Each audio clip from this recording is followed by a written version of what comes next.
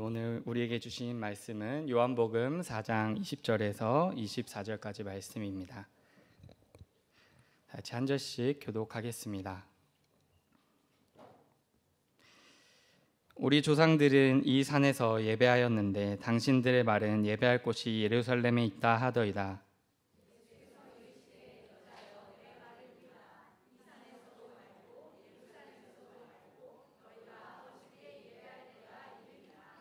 너희는 알지 못하는 것을 예배하고 우리는 아는 것을 예배하노니 이는 구원이 유대인에게서 남이라.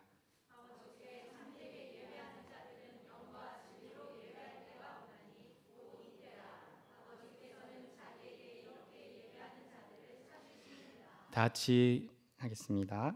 하나님은 영이시니 예배하는 자가 영과 진리로 예배할지니라. 아멘. 우리 서로 인사하겠습니다. 인사할 때 이렇게 질문하며 인사하겠습니다. 한 주간 안녕하셨습니까? 네, 이번에는 그 질문을 받은 사람에게 대답하면서 각자 한 주간 안녕하셨다면 네, 안녕했습니다. 아니었다면 아닙니다라고 답변해 드리겠습니다.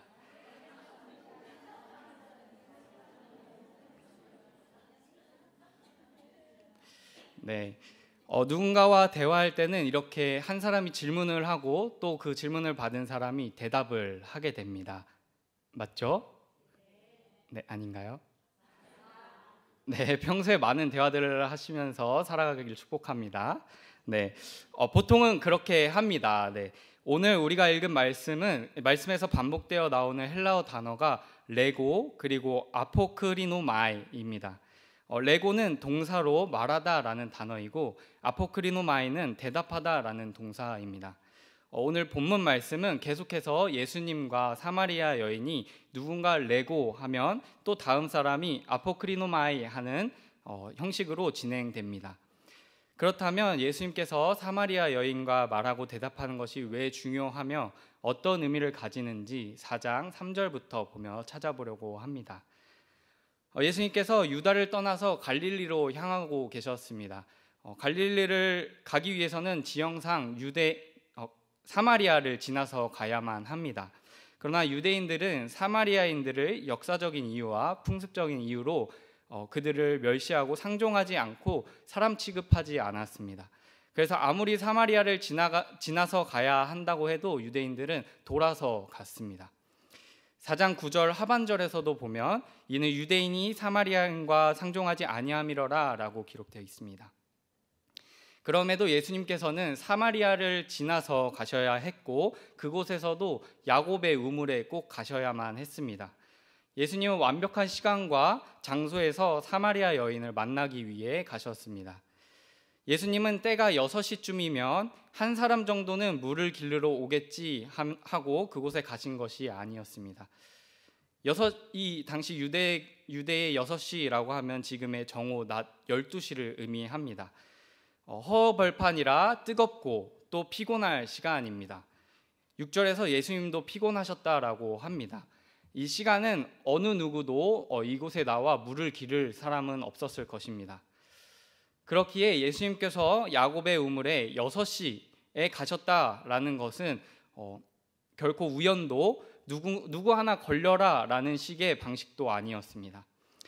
예수님은 기꺼이 사마리아 여인을 만나 그녀와 말씀하시고 그와 관계를 맺으시기 위해서 가셨습니다. 그리고 앞서 말했듯 예수님은 그녀와 대화를 시작하십니다. 우리 7절을 다 같이 읽어보겠습니다. 사마리아 여자 한 사람이 물을 길르러 왔음에 예수께서 물을 좀 달라 하시니 예수님께서 먼저 사마리아 여인에게 레고 질문하고 계십니다. 예수님과 사마리아 여인의 대화를 통해 영과 진리로 예배하기 위해서 필요한 3가지를 나누려고 합니다. 예수님께서 사마리아 여인에게 처음 말씀하신 것은 물을 달라라는 것이었습니다. 그러한 예수님의 질문에 그녀는 어찌 사마리아 여인에게 물을 달라라고 합니까? 라고 대답합니다. 그녀가 유대인이 사마리아인과 대화하고 심지어 무엇인가 요구합니까? 하는 말로 지금껏 유대인이 사마리아인과 상종하지 않았던 그 상처와 그간의 아픔을 예수님께 토로하며 얘기하는 것입니다. 그러나 25절을 보면 사마리아 여인은 분명히 구약에서 말하는 메시아 곧 그리스도가 오실 것이고 그분이 모든 것을 가르쳐 주실 것을 알고 있었습니다. 그럼에도 그녀는 자신 앞에 계시는 예수님, 즉 그리스도 앞에서 다른 유대인과 마찬가지로 여겼습니다. 그런 그녀에게 예수님께서 하나님의 선물과 자신이 어떤 분인지를 가르쳐 주십니다. 또한 예수님께서는 영원한 것을 주실 수 있는 분이라는 것을 알려주고 계십니다. 이것이 첫 번째 영과 진리로 예배하기 위해 필요한 것입니다. 예수님에 대해 그리고 하나님의 은혜에 대해 바르게 아는 것입니다. 그렇게 우리가 드리는 공예배에서도 설교가 절반 이상 큰 비중을 차지하는 이유이기도 합니다. 예배는 예수님을 바르게 알아가는 믿음의 행위입니다.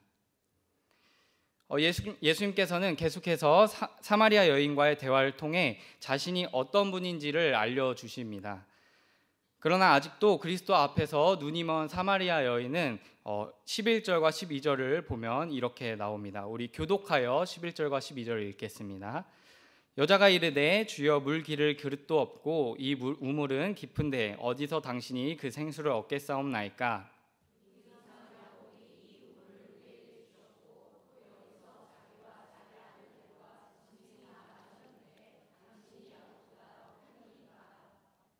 그녀는 예수님의 말씀에 믿음의 반응보다 현실적인 문제점을 바라보고 있습니다. 그녀에게는 하나님의 선물과 예수님이 어떤 분인가 보다 지금 당장의 자신의 삶에 있는 문제점이 더 커 보였습니다. 그는 참된 예배를 드릴 수 있는 기회가 있음에도 자신의 현실 속에 갇혀서 스스로 그 기회를 거부하고 있습니다. 자신의 한계와 현실적 문제 속에 예수님을 가둔 그녀의 마음을 정확히 아시고 예수님께서는 그녀의 시선을 육에서 영으로 옮기시려는 시도를 하십니다. 13절에서 사라질 육적인 것을 생각하는 그녀에게 14절에서 영원한 것을 예수님께서는 이야기하십니다. 그럼에도 여전히 여자는 육적인 것을 내려놓진 못합니다. 영적인 자신을 가리켜 말씀하신 예수님의 의도와는 다르게 자신의 삶에서 필요한 것을 예수님을 통해 얻기를 원했습니다. 이에 예수님께서는 그녀의 마음 깊숙이 있는 근본적인 문제점을 드러내십니다. 예수님은 그녀에게 가서 너의 남편을 데려오라 라고 이야기하십니다. 이에 그녀는 자신에게 남편이 없습니다 라고 대답합니다. 그 이유는 지금까지 5명의 남편이 있었는데 그 남편과 결혼하고 이혼하고 지금 같이 사는 그 남자도 자신의 남편이 아니었기 때문에 이렇게 예수님께 말을 했습니다. 그녀 안에는 해결하지 못할 갈증과 갈망이 있었습니다. 그 갈증과 갈망을 채우기 위해서 그녀는 자신이 볼 때 채울 수 있을 것 같은 것을 계속해서 갈구하고 구했습니다. 수학자이자 신학자였던 파스칼이라는 사람은 팡세라는 자신의 글에 이렇게 기록했습니다. 모든 사람의 마음에는 빈 공간이 있는데 그것은 어떤 피조물로도 채울 수 없으며 오직 하나님에 의해서만 채워질 수 있다라고 저술했습니다. 파스칼의 말을 빌리자면 그녀는 지금 하나님으로만 채울 수 있는 공간을 계속해서 다른 것으로 채우려고 하고 있는 시도를 하고 있는 겁니다. 그렇기에 그녀의 갈망과 갈증은 계속해서 더해지고 더욱 심해져 가는 것을 볼 수 있습니다. 그리고 또한 그것을 채울 수 없다라는 현실에 낙담하며 쓰러져 있습니다. 예수님께서 그런 그녀의 근본적인 문제점을 끄집어내자 그제서야 참된 예배에 대해서 그녀는 돌아보게 됩니다. 이것이 바로 두 번째 영과 진리로 예배드리기 위해 필요한 것입니다. 예배의 대상이 누구며 예배의 목적이 무엇인가를 재정립하는 것입니다. 예수님과의 대화 이전에 그녀가 드리는 예배의 대상은 자신이었으며 예배의 목적은 자신의 갈증과 갈망을 채우기 위한 도구였습니다. 그러나 예수님께서는 그녀의 근본적인 문제점을 끄집어내시며 그녀의 잘못된 예배 목적을 재정립시키고 계십니다. 자신이 가장 숨기고자 했던 것이 예수님을 통해 드러나자 그녀는 참된 예배가 무엇인지 이제서야 조금씩 관심을 갖기 시작합니다. 이제 여인은 예수님께 지금까지 자신이 그리고 사마리아인들이 어떻게 예배를 드렸는지 말하게 됩니다. 그녀는 지금까지 형식적이고 또 조상 때부터 전해져 오던 예배의 형식대로 그 방식대로 예배를 드렸다라는 것을 예수님께 말합니다. 존 칼빈은 사마리아인들의 예배에 대해서 타락한 예배라고 정의합니다. 그는 사마리아인들의 예배는 선조들부터 전해진 간습에 따른 형식적인 예배이며 개인주의적인 예배라고 여겼습니다. 그들은 그리심산으로 이라는 한 곳을 정하여 하나님의 계시에 따른 예배가 아닌 조상들을 따라서 자신들이 정한 대로 형식적이고 지극히 개인주의적인 예배를 드려왔습니다. 예수님께서는 이제 형식적인 예배 또 지극히 개인주의적인 이 예배가 아닌 하나님께 참된 예배가 무엇인지 이야기하십니다. 20절에서 예배를 드릴 장소에 대해서 이야기한 여인에게 예수님은 예배는 어디서 드리는 거가 중요한 것이 아니라 때에 대해서 이야기하십니다. 예수님께서는 장소에 국한된 것이 아닌 이유는 예배는 영과 진리로 드리는 것이기 때문이라고 말씀하십니다. 영과 진리라는 것은 예배에 대한 두 가지의 특성을 말하는 것이 아니라 하나의 뜻으로 요한복음 15장 26절에서와 요한복음 16장 13절에서 예수님께서 말씀하신 진리의 성령님을 의미합니다. 참된 예배는 지리적 장소나 엎드린 자세 또는 무릎 꿇고 드리는가 등의 신체적 자세 또는 특별한 의식이나 예배가 얼마나 형식적으로 잘 이루어졌는가 하는 것을 넘어서는 개념입니다. 예배는 진리의 성령을 통해 드려져야만 합니다. 그렇다면 여기서 성령을 통해 드려진다는 것은 어떤 의미일까요? 이 질문에 답을 내리기 위해서는 성령님이 하시는 사역에 대해서 이야기해야만 합니다. 요한복음 16장에서는 예수님께서 보혜사 성령님에 대해 말씀하십니다. 우리 16장 13절을 다 같이 읽어보겠습니다. 그러나 진리의 성령이 오시면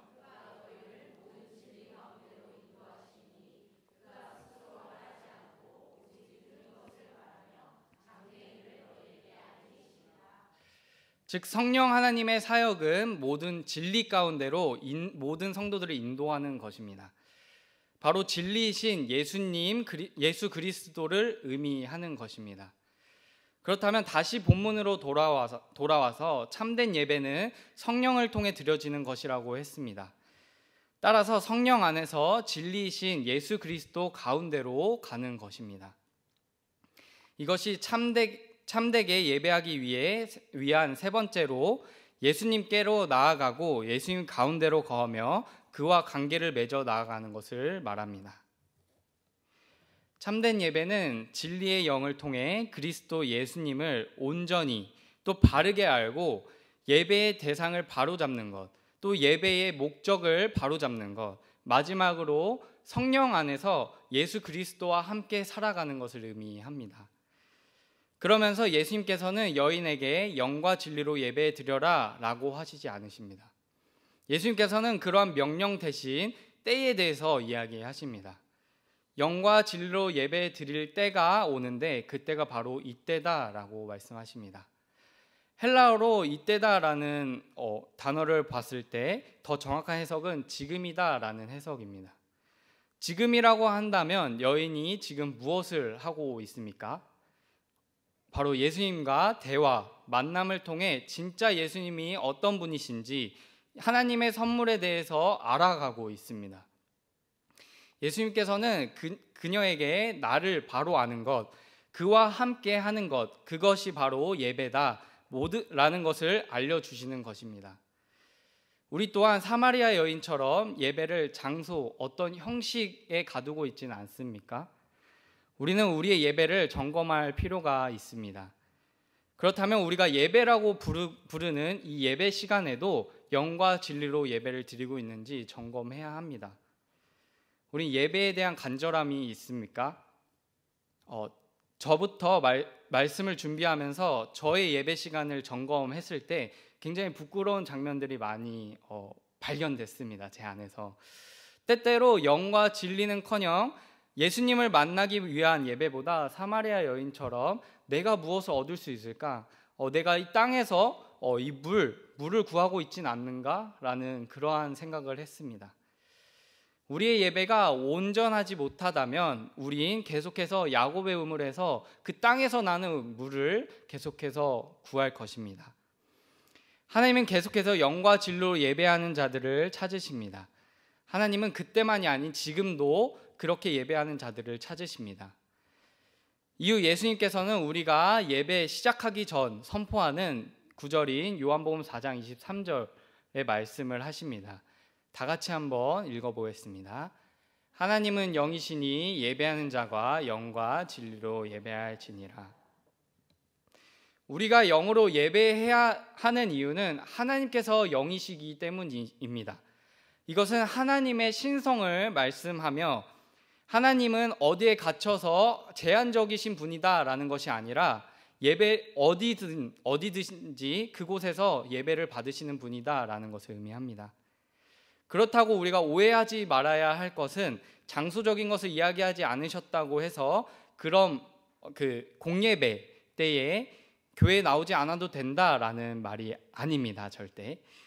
장소를 넘어서 예배를 대하는 나의 영과 삶을 의미하며 그것에 대해서 이야기하시는 것입니다. 스티브라는 신학자는 진정한 예배는 하나님 아버지에게 초점을 맞추어져 있으며 그 예배의 기원은 인격적이고 또한 그 예배의 특성은 영적인 것이다 라고 정의했습니다. 쉽게 말하면 참된 예배는 성령 하나님을 통하여 성자 예수님의 가르침을 따라 우리가 성부 하나님과 관계를 맺으며 삶 전체를 살아가는 것을 의미합니다. 여인은 이제 예수님께 참된 예배는 영과 진리로 드리는 것임을 깨달았습니다. 그러나 아직도 예수님의 말씀이 너무나도 어려웠던 이 여인은 메시아 곧 그리스도가 오실 때에 그 모든 것을 알려주실 거다라고 말합니다. 그녀의 말을 통해 평소에도 메시아를 기다렸고 또 그 메시아가 올 것을 기다리고 있었다라는 것을 알 수 있습니다. 와서 모든 것을 알게 해주실 것이다 라는 말을 통해서도 그녀가 메시아가 오실 날이 멀지 않았다라는 것을 생각하고 있다라는 것을 알 수 있습니다. 그러나 그녀는 그렇게 기다리던 메시아가 자신의 앞에 있음에도 그가 메시아라는 것을, 그리스도라는 것을 깨닫지 못했습니다. 이것이 바로 평소에 참된 예배를 드리지 못한 자의 모습입니다. 메시아에 대해, 그리스도에 대해 제대로 알고 예배의 목적이 진짜 그리스도를 향했다면 결코 예수님을 보고 또 예수님과 함께 하면서도 그가 그리스도이라 메시아다라는 것을 깨닫지 못한다는 것은 불가능한 일입니다. 그녀의 말에 예수님께서는 또 대답하십니다. 너가 말하는 그가 나다. 요한복음에서 예수님께서 자신을 7가지로 드러내실 때 쓰신 에고와 에이미가 여기서 처음 나오게 됩니다. 이방인 여인에게 심지어 유대인들이 싫어하는 그 기피하는 사마리안 여자에게 참된 예배를 드리게 하시기 위해서 자신이 어떠한 분이신지 알려주고 계시는 것입니다. 오늘 우리가 읽은 요한복음 4장 1절 앞에 소제목을 한번 읽어보시겠습니까? 오늘 설교 제목이기도 한 사마리아 여자와 말씀하시다입니다. 이 제목이 영과 진리로 예배해라, 예배란 이렇게 하는 것이다 라는 제목이 아닙니다. 예배는 예수 그리스도가 먼저 우리에게 오셔서 말씀하시고 만나주시며 자신을 드러내신 은혜이기 때문입니다. 그렇게 예배는 예수님이 직접 찾아와 주신 은혜가 담긴 실천입니다. 예수님께서 세상에서 가장 큰 값을 치르셨고 에고 에임이 내가 그리스도임에도 불구하고 너에게로 와서 관계를 맺고 너와 말을 하고 자신을 드러내심 그 자체가 바로 예배이며 그 주님을 기쁨으로 따라가는 실천의 표현이라는 것입니다. 이제 그녀는 그가 메시아이며 자신에게 가르쳐 주신 모든 것이 예수님을 가리키고 있다는 것을 깨달았습니다. 그 깨달은 그녀는 가만히 있을 수 없었습니다. 이게 참된 예배가 예수 그리스도를 만나 그와 함께하는 것임을 깨닫고 그 참된 예배를 경험한 여인은 자신이 가지고 있던 물동이를 내려놓고 버려두고 살던 곳으로 향합니다. 그녀는 자신을 채워줄 수 있을 것 같았던 삶의 원동력을 버리고 예수님을 전하기 위해 달립니다. 이것이 바로 참된 예배를 드린 자의 변화된 삶입니다. 참된 예배를 경험하고 진짜 그리스도를 만난 자의 삶은 이전과 같을 수 없으며 같아서도 안 됩니다. 이전에는 아무도 찾지 않고 존재감도 없던 그녀를 통해 그 지역 사람들이 예수님께로 나오고 결국 많은 이들이 예수님을 믿게 됩니다. 사람들의 눈을 피해 가장 뜨거운 시간 낮 12시에 우물가로 가던 여자가 이제는 복음을 전하기 위해 그 사람들 가운데로 정면 돌파하고 있습니다. 아무도 그녀의 말을 듣지도 믿지도 않았던 자들이 진짜 진리를 말하는 그녀의 말을 듣기 시작합니다. 참된 복음을 들은 그들은 42절에 이렇게 고백합니다. 그 여자에게 말하되 이제 우리가 믿는 것은 내 말로 인함이 아니니 이는 우리가 친히 듣고 그가 참으로 세상의 구주신 줄 알미라 하였더라. 이제 그들도 직접 예수님께 말씀을 듣고 관계를 맺는 것을 통해 참된 예배자들이 되어가는 것입니다. 예수님을 만나기 전 사마리아 여인의 예배는 형식적이고 개인주의적인 예배였습니다. 그녀는 그리스도를 기다렸지만 그녀의 삶과 예배는 그리스도와 별개였습니다. 그녀의 삶과 예배는 전적으로 자신을 위한 것이었고 형식적이었고 도구의 중 하나였던 것입니다. 그러나 예수님께서 그녀를 찾아오셔서 참된 예배에 대해서 말씀하시자 그녀는 예배가 나를 위한 것도 아니고 내 방식대로 드려지는 것도 아니며 성령 안에서 그가 이끄시는 대로 매일매일 진리 가운데로 나아가고 영과 진리로 드리는 것이 바로 예배다라는 것을 깨달았습니다. 우리의 예배는 어떠합니까? 전도사인 저는 삶과 또 다른 곳에서는 전도사라고 당당하게 이야기할 수 있지만 참된 예배자다라고 당당하게 이야기할 수 있는가라는 고민을 하게 됩니다. 또한 내가 주일에는 교회를 매일 나간다, 매주 나간다라고 당당하게 이야기할 수 있지만 그 매일 나가는 주일, 금요일, 수요일 그 예배의 시간에 참된 예배자로 서 있다라고 당당하게 말할 수 있는가라는 것도 고민하게 됩니다. 여러분은 어떻습니까? 가장 가까운 사람, 또 나를 잘 아는 사람, 혹은 내가 그리스도인인 것을 모르는 사람, 동료들에게 내가 참된 예배자다, 내가 예배자다라고 자신 있게 이야기할 수 있습니까? 예수님께서 여인의 삶의 현장으로 오셔서 만나주신 것처럼 매일 우리 삶에서도 예수님께서는 우리와 관계를 맺고 매 순간 성령 안에서 함께 하시기를 원하십니다. 이제 내 손에 들린 양동이를 내려놓고 마음을 열고 성령 안에서 예수 그리스도의 음성을 듣는 우리 모두가 되기를 원합니다. 내 손에 있는 양동이를 버리지 않으면 그 주님이 뻗으신 손을 잡을 수 없습니다.